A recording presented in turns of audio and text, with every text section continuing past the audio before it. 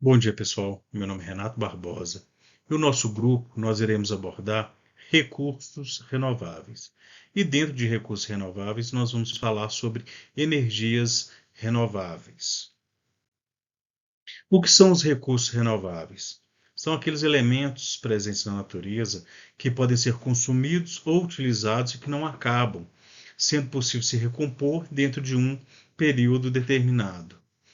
E as energias renováveis que nós iremos abordar aqui, nós iremos falar sobre a energia oceânica, a energia hídrica, energia geotérmica, biomassa, solar e eólica. No caso, eu vou tratar inicialmente com vocês da energia oceânica. O que é a energia oceânica? Ela também chamada de energia das ondas, a energia oceânica é aquela que é obtida graças ao movimento gerado pelas marés. 70% do nosso planeta ele é formado de água, e desses 97% vem de mares e oceanos. Então, ela é subdividida em energia holomotora ou onda motriz, energia marinha, energia térmica oceânica e energia osmótica. Energia holomotora ou onda motriz. Ela vem da energia mecânica, que é gerada pelo movimento das ondas. Conforme verifica-se aí no desenho, as ondas vêm, batem aqui nessas hélices, que giram e fazem com que gere essa energia mecânica. E estima-se, pessoal, que cerca de 70% da eletricidade dos Estados Unidos, né, em meados lá de 2017, era proveniente de energia das ondas. E então esses dados mostram que, né, a energia onda motriz ou onda motora, ela tem grande potencial aí para o futuro. Agora, pessoal, a energia marinha. A energia marinha ou das correntes marinhas é um tipo de energia que é obtido pelo aproveitamento da energia cinética das correntes marinhas. O que ocorre? Igual aí no Golfo do México, essas ondas, correntes, né, que vêm aqui, que passam, como o próprio nome indica, né, correntes marinhas, energia cinética das correntes marinhas, embora seja um tipo de energia muito explorado, ele tem a vantagem de ser mais previsível do que o vento e a própria energia solar, porque já se sabe, né, igual que essa corrente do Golfo, ela sai do Golfo, passa aqui pelo estreito aqui perto da Flórida e segue o caminho. Então, essas correntes marinhas são basicamente geradas pelo aumento e queda das marés, que elas estão relacionadas às interações gravitacionais entre Terra, Lua e Sol, né? Com isso, a energia cinética obtida pelas marés é transformada em eletricidade, da mesma forma que a energia eólica ou através do vento, né? Graças a essas turbinas, como se vê aqui, ó. Essa corrente marinha passa pelas turbinas que faz girar, fazendo com que gere energia elétrica. Agora, pessoal, a energia térmica oceânica.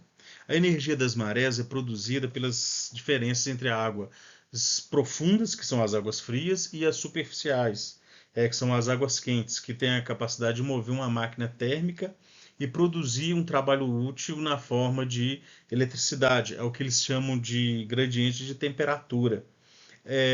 Nesse caso aqui, tem a capacidade de mover uma máquina térmica e produzir um trabalho útil.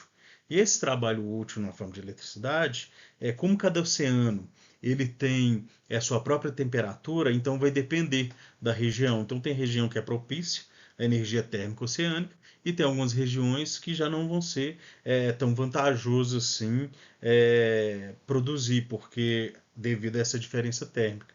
E as vantagens da energia oceânica térmica é o fato de ser inesgotável, né? Não emite gases de efeito estufa e é uma fonte inesgotável de energia. Pessoal, já a energia osmótica, ou energia azul, como é conhecida também, ela é obtida pela diferença na concentração de sal entre a água do mar e a água dos rios, e possui grande potencial nas regiões que possuem grandes rios. Nós temos aí como exemplo os Países Baixos.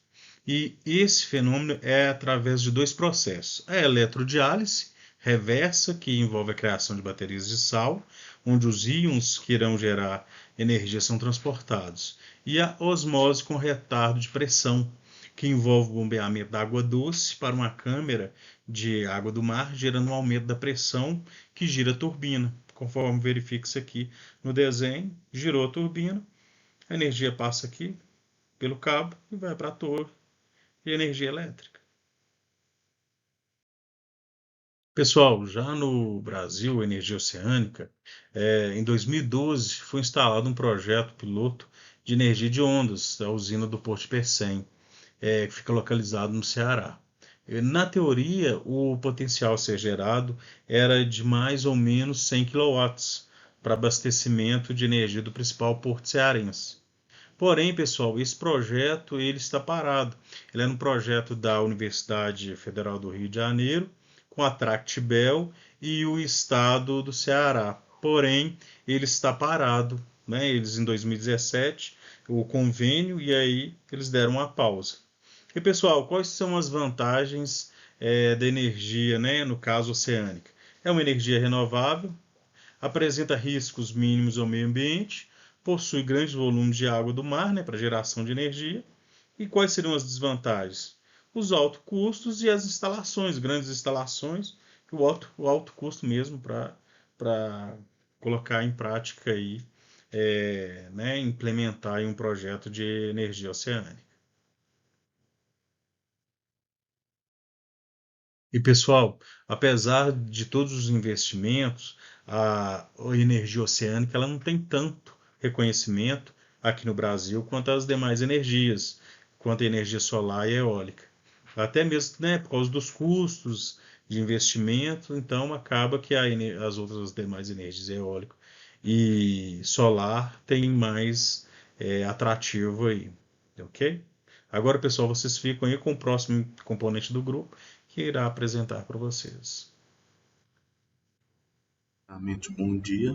Meu nome é Bernardo e hoje eu vou falar um pouco sobre a energia hidrelétrica no assunto de energias renováveis, né? Energia hidrelétrica é uma energia renovável obtida a partir da movimentação de águas graças ao sistema de armazenamento e de queda e através da qual a eletricidade é produzida, certamente. A energia hídrica é um dos antigos aproveitamentos energéticos a grande escala, lógico, e está enquadrada como energia renovável. Agora vamos falar um pouquinho mais teoricamente como funciona essa produção dessa energia. A usina hidrelétrica ela é formada por um conjunto de obras, equipamentos usados para produzir energia elétrica através do aproveitamento do potencial hidráulico existente em um rio.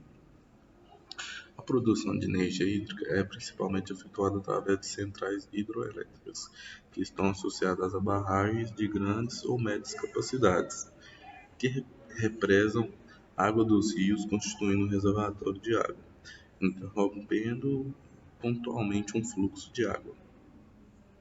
Estas centrais usam a energia da diferença de nível entre a albufeira e o rio, a jusante da central que fazem rodar as turbinas e os seus respectivos geradores, né, que produzem eletricidade. Um ponto específico que eu posso abordar nesse tema é que a energia hidráulica tem uma crescente de utilização enorme no mundo inteiro e principalmente num país europeu que é Portugal, que são construídas mais e maiores barragens. Agora podemos falar um pouco sobre as vantagens e as desvantagens. Vou citar algumas vantagens para introduzir essa parte desse assunto. Efetivamente, essa tecnologia tem enormes vantagens. Utiliza-se de um recurso renovável, que é a água, o custo operacional é baixo, comparativo, se for comparar, né? E são baixos os índices de poluição. A sua fiabilidade e a resposta às variações de procura são elevadas.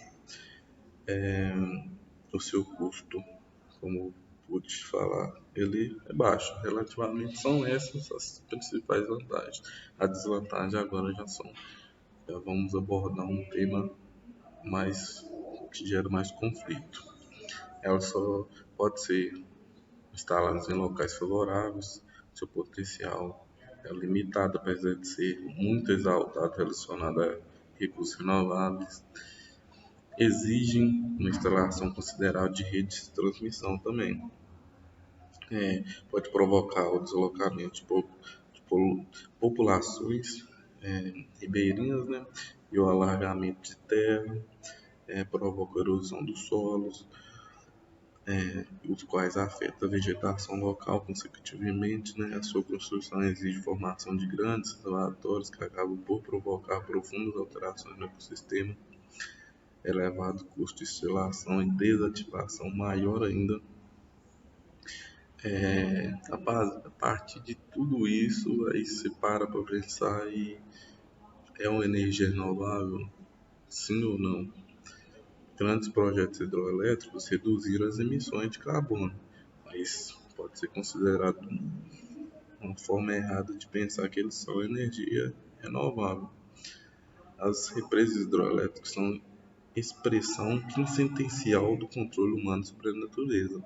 Além da energia, cria reservatório de água limpa que para alguns constitui tanto prazer para os olhos como local da recreação pacífica. Elas prometem o controle de enchentes, um fornecimento constante de água para irrigação e ao longo do tempo são uma fonte de peixe fresco. Alguns dizem que essa energia hídrica ela tem credenciais ecológicas porque usa água, um meio livre, abundante e intressecante seguro. Mas a energia hídrica ela é limpa? É meio difícil. A parte dessa preocupação tem suas raízes no sentimento de que o deslocamento de milhares de pessoas e o corte de grandes áreas e escavação e o esmagamento de rochas, em suma, alteração sistemática de uma paisagem antiga com consequências finais imprevistas, não é precisamente correto do ponto de vista ambiental ou de facto moral. Agora, como funciona a energia? Opa, passou o slide errado. Agora sim, as principais hidrelétricas no Brasil. As principais hidrelétricas no Brasil, ela pode ser Itaipu, que é a nossa primeira, Belo Monte e Tucuruí. A produção de energia hidrelétrica no Brasil, ela vai ter uma crescente muito grande por causa da nossa formação de relevo, né? Que favorece muitas asquetas, que são as principais geradoras de energia nas hidrelétricas. A previsão que de 2022, que foi a pesquisa até 2030, que mude, que cresçam de a produção é 231 vai para 471 watts da toneladas watts. Então ela vai continuar sendo a maior ela vai continuar sendo a maior produtora de energia, com 58% sobre o bruto total de produção de energia no país. E assim podemos citar o quão importante ela é para o Brasil. Olá a todos, eu sou o Vitor Hugo e eu vou falar um pouco sobre a energia geotérmica e também vou falar sobre a energia de biomassa. A energia geotérmica é um tipo de energia renovável obtida a partir do calor proveniente do interior da Terra.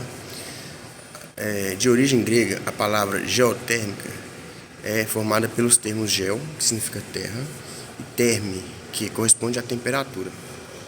O processo de aproveitamento dessa energia é feito por meio de grandes perfurações no solo, já que o calor do nosso planeta está localizado abaixo da superfície da Terra. Temos aqui uma imagem representativa, né, sobre a utilização dessa energia geotérmica. Assim, de modo bem grosso, assim, nós temos uma usina, o sistema de tubulação que permite captar o calor, né, e tem um ali que volta, tá vendo? Um mais clarinho.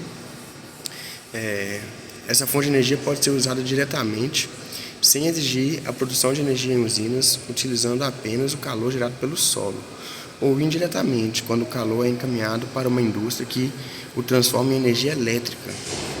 A energia geotérmica pode ser usada para o aquecimento de águas em áreas residenciais ou até em cidades inteiras durante o inverno. A gente vai falar disso em breve, nos próximos slides. Ela também pode ser usada para a produção de calor e para a utilização em aquecedores ou aparelhos térmicos de estufas, campos de pesca ou áreas de lazer. Como é produzida a energia geotérmica? Aqui tem uma outra imagem, basicamente como ocorre o processo, bem parecido com a imagem anterior, né? Ali tem as tubulações, onde o calor é retirado do interior da terra, né? Elas vão para as turbinas, geradores, e ocorre a geração da energia elétrica.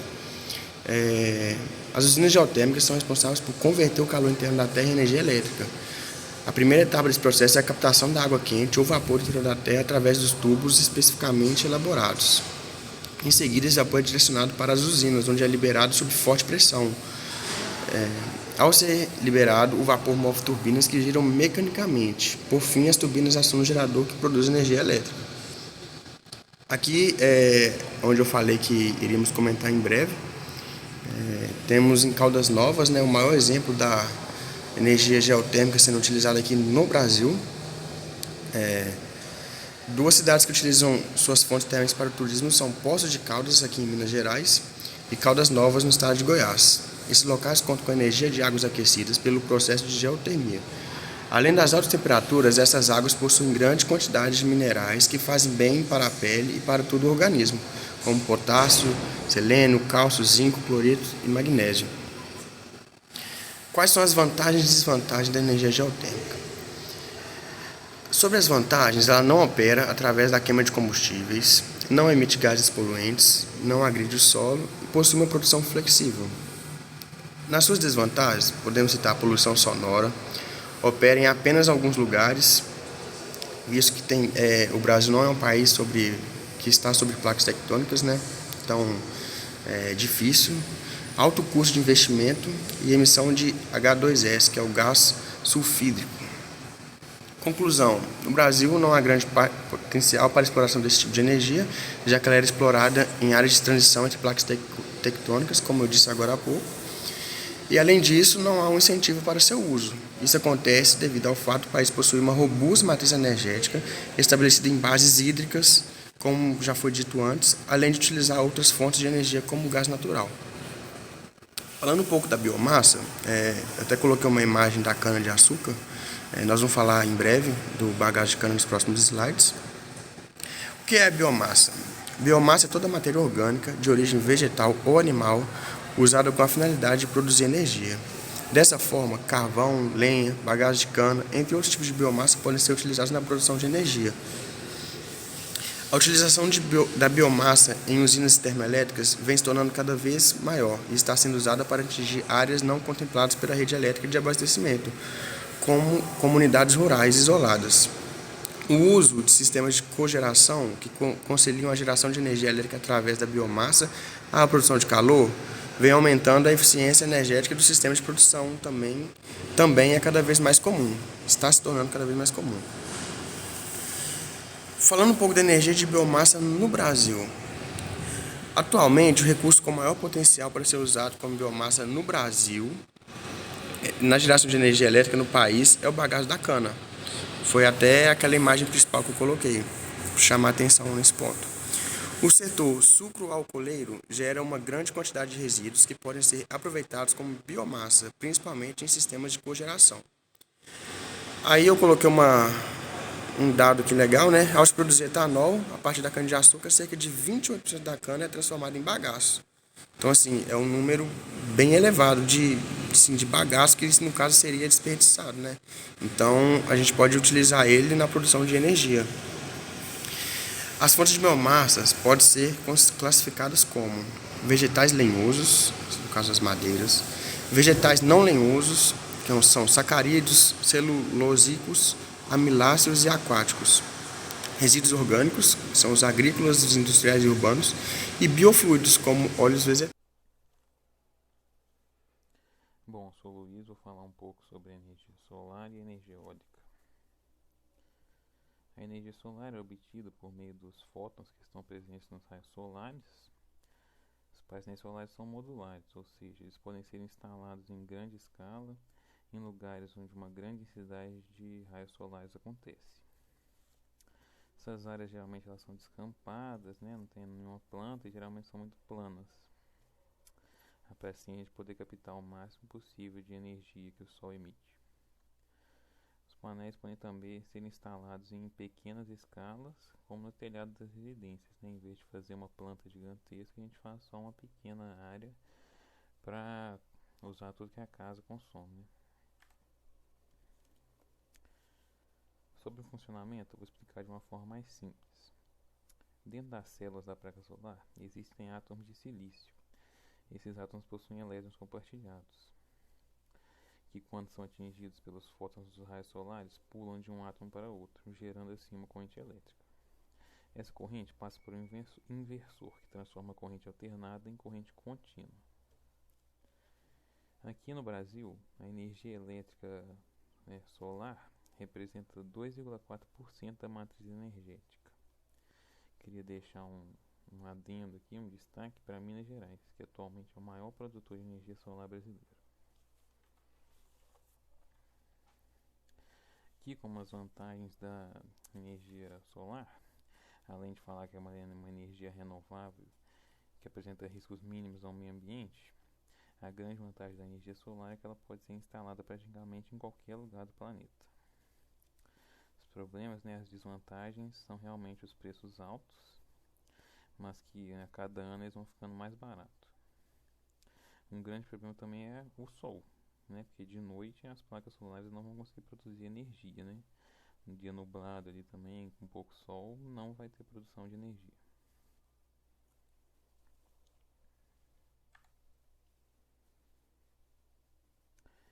Falando aqui sobre a energia solar nas residências, Um tempo atrás, alguns meses mesmo, o governo estava discutindo sobre se ia taxar, se ia ter imposto sobre a energia solar. E no final eles acabaram incentivando, a gente a colocar as placas solares em casa, porque eles decidiram que não ia ter imposto algum, por enquanto ainda, Então vamos aproveitar enquanto ainda pode instalar sem ter nenhum imposto.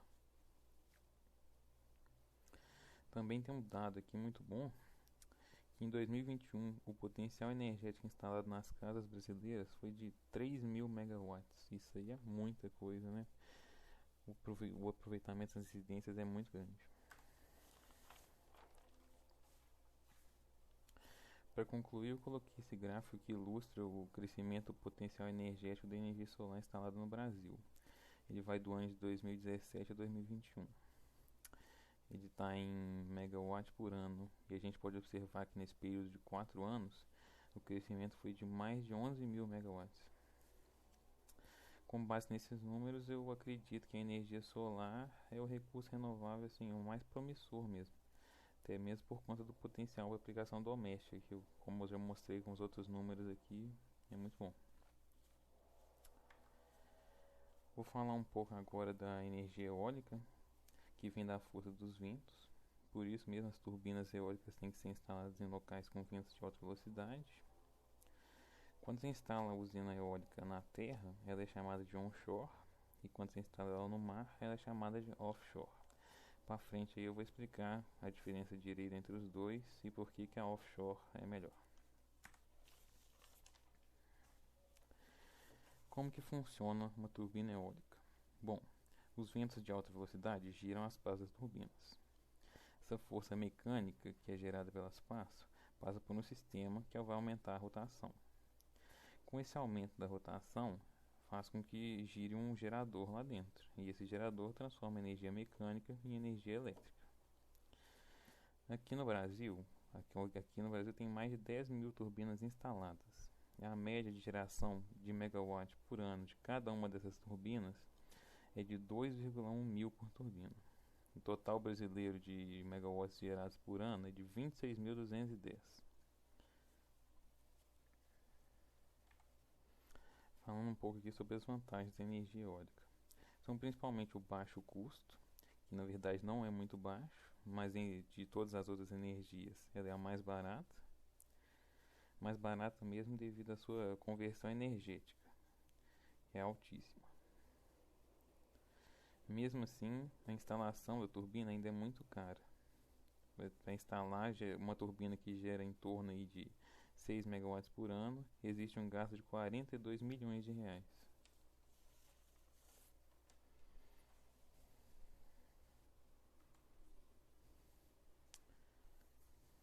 Coloquei aqui a figura de um parque no mar, que é chamado de offshore. Esses parques têm uma produção de energia maior que a dos parques instalados na terra, os onshore, que nos mares tem os ventos mais fortes, os ventos mais rápidos. Então a gente pode implementar pás maiores nas turbinas, o que gera mais energia mecânica. Com mais energia mecânica, mais energia elétrica. As desvantagens da eólica offshore estão ligadas principalmente ao custo de instalação e manutenção, né, que além de ser bem mais caro que o outro, porque está no meio do mar. E também por possuir pás maiores, acaba que a poluição sonora é maior. Mas no meio do mar não vai ter ninguém para ser afetado pela poluição sonora. Para finalizar, tem imagem com alguns trabalhadores para a gente ter uma ideia do tamanho dessas máquinas. Sobre a energia eólica no Brasil, a gente pode destacar o fato de que no ano de 2022 ela representa 13% da matriz energética. Podemos destacar também o plano da Petrobras de investir pesado no primeiro parque eólico offshore nacional. Esse parque aí tem o plano de estar pronto até 2026, do parque estar pronto, finalizado e operante.